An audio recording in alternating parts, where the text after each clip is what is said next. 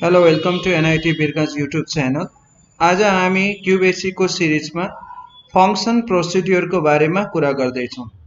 यो भन्दा अगाडिको हामीले सीरीज में मोडुलर प्रोग्रामिङ के हो र मोडुलर प्रोग्रामिङ चाहिँ तपाईको क्यूबेसिक में दुई तरिकाले गर्न सकिन्छ। एउटा सब प्रोसिड्योर थ्रु र एउटा हुन्छ फंक्शन प्रोसिड्योर।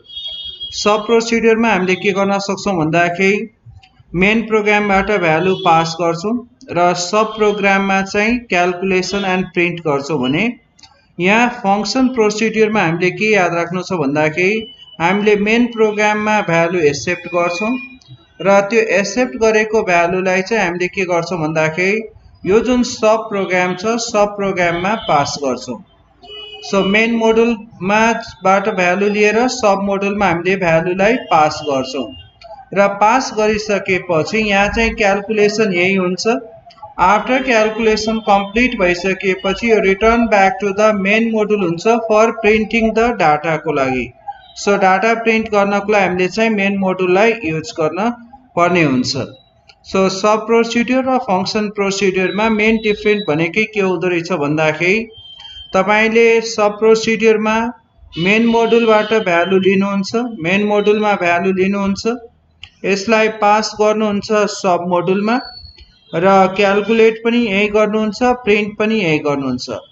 तर आज हामी कुरा गरिरहेको फंक्सनमा के हुन्छ भन्दाखेरि तपाईहरुले मेन मोडुलमा भ्यालु एक्सेप्ट गर्नुहुन्छ युजरबाट र आफ्टर एक्सेप्ट गरिसकेको भ्यालुलाई हामीले कहाँ पास गर्छौं सब मोडुलमा।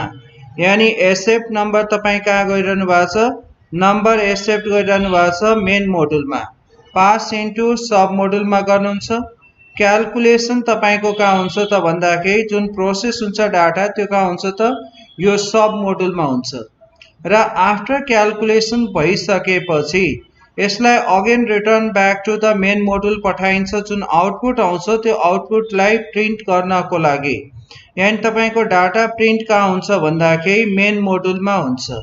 सो यो कुरालाई चाहिँ याद राख्नु पर्ने हुन्छ। What is the function procedure भनेको that is the procedure or subprogram where we can accept the value in a main module, pass into sub module, calculate, and after calculation completed then after return back to the main module to print the data। concept यही हो, यसैलाई हामीले चाहिँ use गर्छौं र यसमा चाहिँ तपाईहरुले लेख्दाखेरि function and then after end function लेख्नु पर्ने हुन्छ। यानी स्टार्टिङ जस्तै त्यहाँ सब लेखिन्थ्यो यहाँ चाहिँ के लेखिन्छ फंक्शन लेखिन्छ र आफ्टर कम्प्लिट भइसकेपछि इन्ड फंक्शन लेख्छौं। सो फर्स्ट हामीले कसरी डिक्लेयर गर्ने भन्दाखेरि first we declare then after function, त्यसपछि हाम्रो function name give any name as you like, तपाईको चोइस हुन्छ, जुन नाम दिए पनि हुन्छ। देन आफ्टर प्यारामिटर, के प्यारामिटरहरु पास गर्नु छ त्यसलाई हामीले युज गर्ने। सो यो तपाईहरुको सिन्टेक्स हो, सिन्टेक्सलाई तपाईहरुले फलो गर्न सक्नुहुन्छ। Function then after function name, त्यसपछि यो प्यारामिटर लिस्ट छ, कतिवटा तपाईले चाहिँ भ्यालु पास गर्नु छ त्यो अनुसार चाहिँ तपाईहरुले प्यारामिटर डिफाइन गर्नुपर्ने हुन्छ। त्यसपछि यहाँ चाहिँ प्रोसेस हुने काम हो क्याल्कुलेसन हो एन्ड आफ्टर क्याल्कुलेसन कम्प्लिट भएपछि रिटर्न पनि हुन्छ र लास्टमा चाहिँ एन्ड फंक्शन गरिन्छ। Now the function is completed भनेर देखाइन्छ। अब यसमा मेन दुईटा कुरालाई चाहिँ तपाईहरुले याद राख्नु पर्ने छ। दुईटा कुरा, एउटा भनेको मेन प्रोग्रामबाट सब प्रोग्राममा कसरी चाहिँ डाटालाई पास गर्ने। जुन हाम्रो मेन मोडुल छ यो मेन मोडुलबाट हामीले सब मोडुलमा डाटालाई कसरी पास गर्ने त भन्दाखेरि यो कन्सेप्टलाई याद राखिदिनुस्।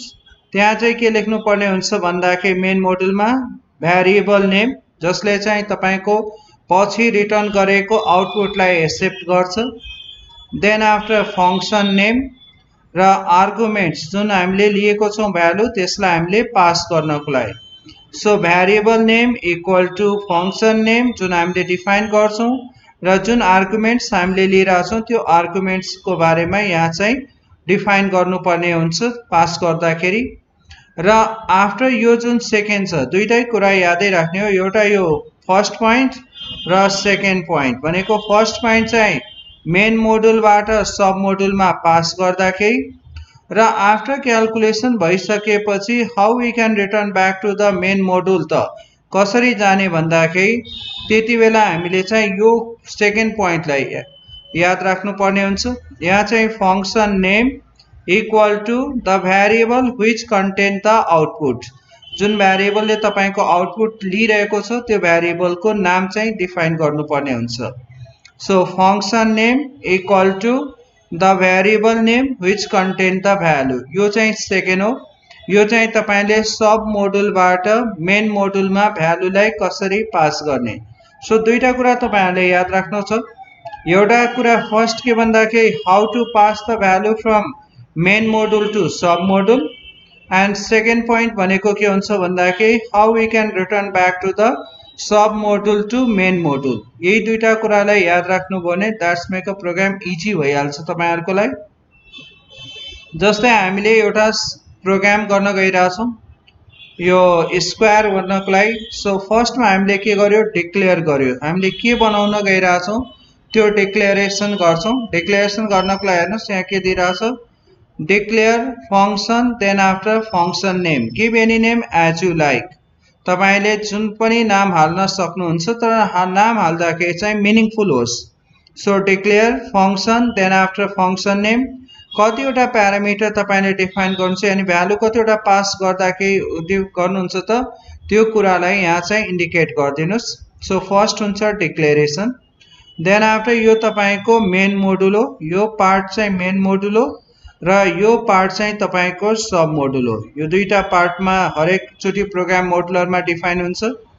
मेन मोडुलमा के गरिएको छ त हेर्नुस् त, मेन मोडुलमा युजरबाट भ्यालु लिएको छ मेन मोडुलमा।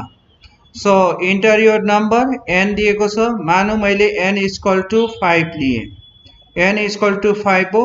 देन आफ्टर मैले पास गर्दाखेरि यो भन्दा हामीले अगाडि फर्मुला याद राख्नु भनेको थियो के भन्दाखेरि यो variable name equal to function name, यही कुरालाई हामीले यहाँ चाहिँ एप्लाई गरेका छौं यो पार्टलाई।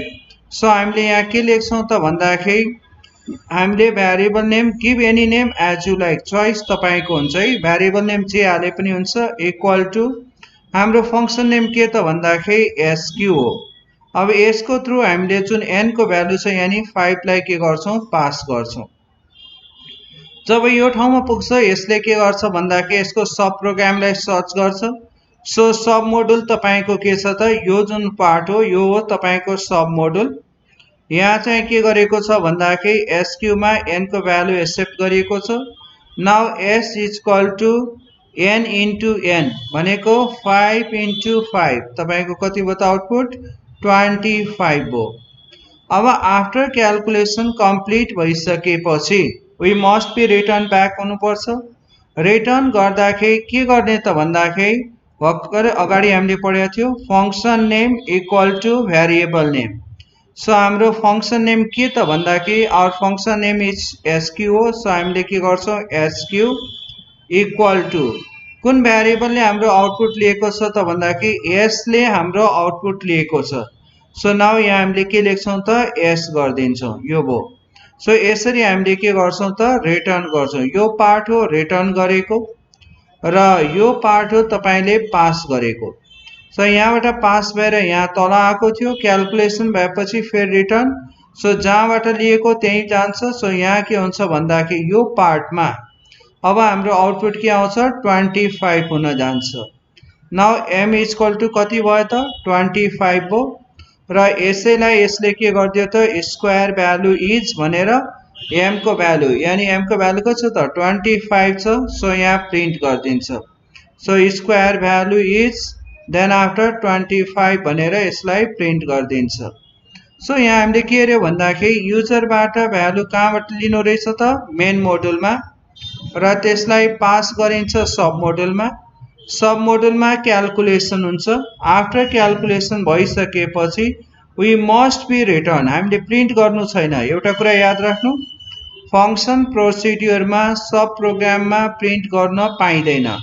यहाँ we must be return the value र रिटर्न गर्दाखेरि function name equal to variable which contain the output गरेर हामीले रिटर्न गर्न सक्छौं। सो यसरी हामीले प्रोग्राम गर्न सक्छौं फंक्सनमा। अर्को हामीले एक्जाम्पल हेरौं। हुन त सब प्रोसिड्युरमा धेरै नै इजी हो, तर यो फंक्सनमा चाहिँ अलिकति मान्छे कन्फ्युज हुन्छन्। यसमा के दिएको छ भन्दाखेरि युजरबाट नम्बर लिने र त्यो इभेन अड चेक गरिदिनु छ, इभेन अड। सो हामीले के गर्छौं, declare function then after function name. Function name भनेको के हो, जुन पनि हाल्न सकिन्छ। हाम्रो यहाँ चाहिँ इभी दिएको छ र यसमा एउटा भ्यालु पास गर्छौं, यानी प्यारामिटर यो हो, यसलाई प्यारामिटर भनिन्छ। सो यहाँ हामीले यसलाई n भनेका छौं, कुनै पनि प्यारामिटर डिफाइन गर्न सकिन्छ। न हाम्रो मेन मोडुलमा यो पार्ट रहेको छ र सब मोडुल हाम्रो यो छ, सब मोडुल यो हो। सो हामीले के गर्यो भन्दाखेरि युजरबाट नम्बर लियो, लिएको नम्बरलाई हामीले पास गर्नु छ। यो एकदम याद राख्नुस्, यही पार्ट नै हो याद राख्ने, पास गर्नु छ। के त variable name equal to function name, यो n भ्यालु पास गर्यो। यो n लाई यहाँ चाहिँ यसलाई आर्गुमेन्ट भनिन्छ, और यसैलाई के भनिन्छ भन्दाखेरि एक्चुअल प्यारामिटर पनि भनिन्छ। सो यो n पास हुन्छ, कहाँ त यो ठाउँमा पास हुन्छ, यसमा गयो। नाउ जुन भ्यालु, जस्तै हामीले n को भ्यालु 5 लिएको छौं भने अब यहाँ के हुन्छ, z इक्वल टु n मोड भनेको 5 मोड 2। सो जुन आउटपुट आउँछ त्यो आउटपुट के हुन्छ त रिटर्न हुन्छ। सो 5 लाई 2 ले डिवाइड गर्दा रिमाइन्डर के आयो त 1। यसको मतलब यहाँबाट रिटर्न यो फंक्सन को थ्रु के पास हुन्छ त z को भ्यालु, त्यो भनेको 1 तपाईको रिटर्न हुन्छ। कहाँ त भन्दाखेरि यो पोजिसनमा जहाँबाट लिएर आएको थियो त्यही पोजिसनमा रिटर्न हुन्छ। So now m equal to कति हुन्छ त 1 हुन्छ। अब यही चेक गर्ने, if m equal to 0 then print even हुन्छ, हैन भने के हुन्छ त अड हुन्छ। सो अहिले हामीले पास गरेको भ्यालु के थियो त 1 थियो। So now m equal to 1 छ। सो यहाँ प्रिन्ट गर्दाखेरि के प्रिन्ट गर्छ त अड नम्बर भनेर प्रिन्ट गर्छ। यसरी अड नम्बर n को भ्यालु के रहेछ त 5 भनेर यसरी प्रिन्ट गरिदिन्छ। सो हामीले याद के राख्नु छ भन्दाखेरि फंक्सन प्रोसिड्युरमा युजरबाट भ्यालु मेन मोडुलमा लिनु छ, पास कहाँ गर्नु छ भन्दाखेरि सब मोडुलमा, यही तपाईले प्रोसेस गर्नु छ र आफ्टर प्रोसेस कम्प्लिट भइसकेपछि return back to the main module गरिदिनु छ र यो मेन मोडुलमा यो भ्यालु आउँछ र यही प्रिन्ट हुन्छ। सो प्रिन्ट गर्ने काम र एक्सेप्ट गर्ने काम चाहिँ मेन मोडुलमा, क्याल्कुलेसन गर्ने काम चाहिँ कहाँ हुन्छ भन्दाखेरि सब मोडुलमा हुन्छ। यति याद राखिदिनु भयो भने हामीले सब प्रोसिड्युर यानी जुन चाहिँ फंक्सन छ त्यसलाई इजिली गर्न सकिन्छ।